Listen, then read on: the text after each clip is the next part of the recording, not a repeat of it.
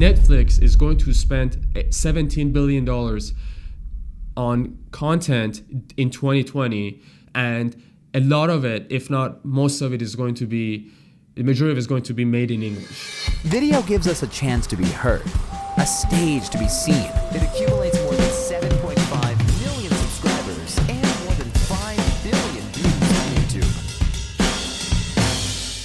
Hey guys, welcome to the Unify podcast by Unilingo. I'm Camilo Calderon, and here is Farbod Mansourian, CEO and co-founder of Unilingo. Really excited to be here, and this is the first time that you and I are doing this, and it's exciting to be able to just have our first ever podcast. Yeah, it's a matter of just starting out. If you want to do it, just do it. So, VidCon London, you were there, you were in the industry panels, you were in the community panels. How was it? I went to VidCon with the idea that if you show up to a place where everybody from the same industry shows up to, you are going to meet new people and you're going to learn new stuff. And that was the reason why I have attended every single VidCon for the past 3 years.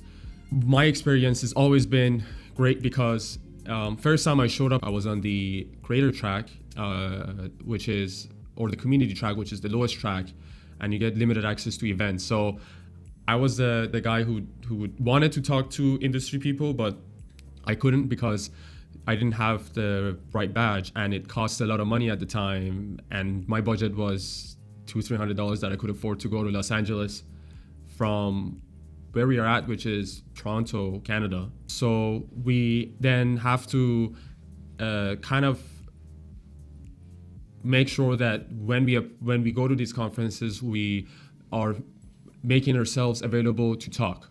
But we also, the challenge of going to VidCon is there's so much that's going on at the same time, and it makes it really difficult so it takes a lot of planning, an incredible amount of planning. You have to get started at least 2 weeks before the program starts, the event starts. You have to see who is attending, what are the workshops, what are the presentations, mark it in your calendar. But also be very agile. If you create a schedule and if you want to try to stick to that schedule, it usually doesn't work because you run into someone that you want to have a quick chat with, somebody that you know from the past. When I've been to Vid Summit for the past 3 years, and first time I met Rob Sandy, the CEO and co-founder of vidIQ, that's how we met. But then since then we've met every time, and so if I'm going to a conference, last month I was at VidCon London.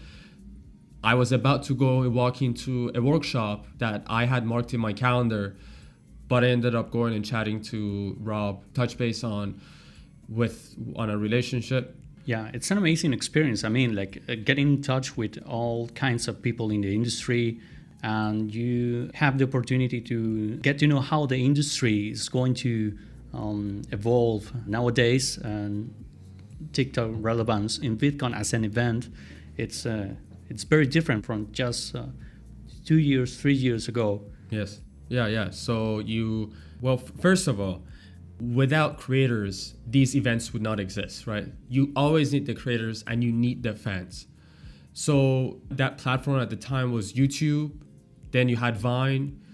You had other platforms, and now seems like TikTok is the new kid on the block, and so what we are going to continue to see in the next few years, especially this year, is top TikTok creators are going to be at VidCon, and they're going to have a fan base probably bigger and more passionate than some of the YouTube creators. Yeah, I mean, a lot of people think that it's just a generational thing.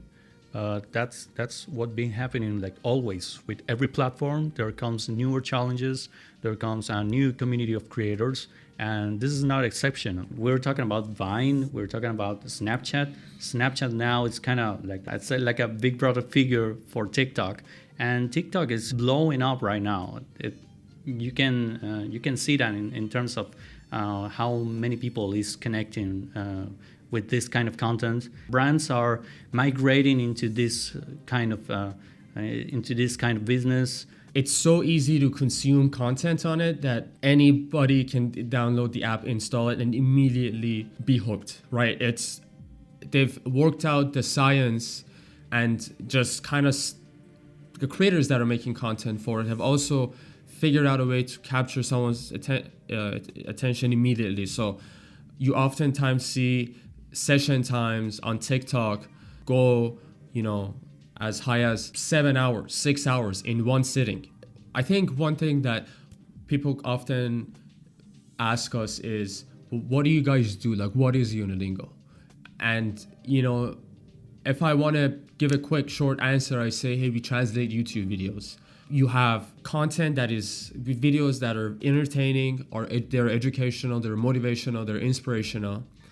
And it just so happens that 50, 60, 70 sometimes % of the top content is coming from North America. We take that content that is being made in North America and make it accessible and available for the average viewer.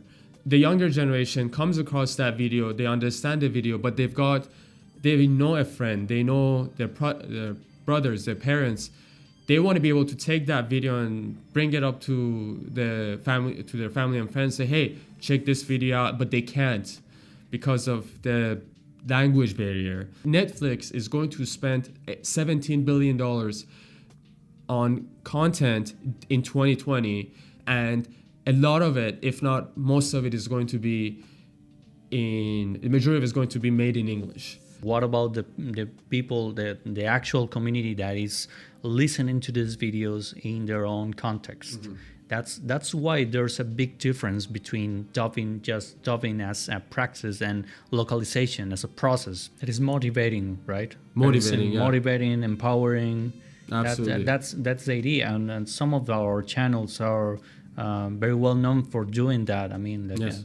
I'm talking about Evan's channel, and that's a very big result for us. Absolutely. I mean, a lot of people likes the Spanish version, the Latin American Spanish version, because of that. Because these videos are very empowering, and those are especially compilations. Those are very good way to look at these very influential people and to start your day with a better mindset and start your things and do your projects and get your done. I mean, that's the whole idea behind Evan's channel, right? That's absolutely correct. Excited and also honored, frankly, to be able to work with such a smart creator who's created a format shining light again on videos, on speeches, interviews that top entrepreneurs like Steve Jobs and